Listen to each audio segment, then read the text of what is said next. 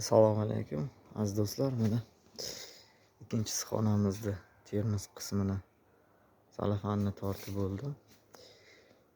Bu termisimizda bu yon tomon ochilmaydi.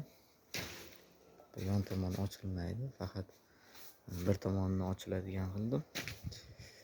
Bir tomoni pasti agrovolokno va ustiga yopiladigan qismi ham agrovolokno qilib mana shunday usulda mana shunday shu tarafdan ochilib o'rtagacha ochiladi.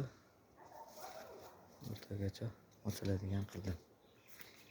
Shu o'rtagacha ochsa ham yaxshigina quyosh bu tomondan bizga tushadi. Ochilish tomonidan quyosh tomonga tushib ham shamollatish oldi ham ochiladi. Birinchi qavat ochiladi, ikkinchi qavat ochilganda bemalol shamol aylanib tezroq namlanadi. Bizda qulupnaylar qizarishni boshladi. Mana shunday bitta qizarib pishishni boshlagan qulupnaylarimiz endi o'tgan yili 10-dekabrda qizarishni boshlagan. Bu yil sal ertachiroq pishishni boshladi. Mana shunday qizarib boshlagan.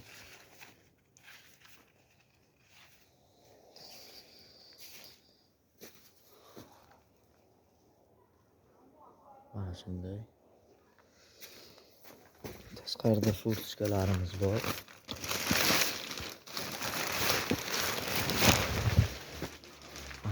Furtchkalar 3 metrli furtchka qilingan. Bu tomon ham ochib yopiladi. Mana shunday usulda termiz qilingan. Mana termiz qismini ochib oldim. Bu hali sentrgacha boradi. Faqat cheygacha ochib qo'ydim. Fakat hali quyosh yo'q. Shuning uchun ozgina ochilgan. Sentrroqqacha boradi. Shu yerda bitta zajim bor. Shu zajimgacha yetib boradi. Mana shunday usulda termiz qildim. Iloji boricha shu termizni ochib yopiladigan qilish albatta zarur. Ham yaxshiroq nur kiradi, ham namlik juda tezroq isparina bo'ladi.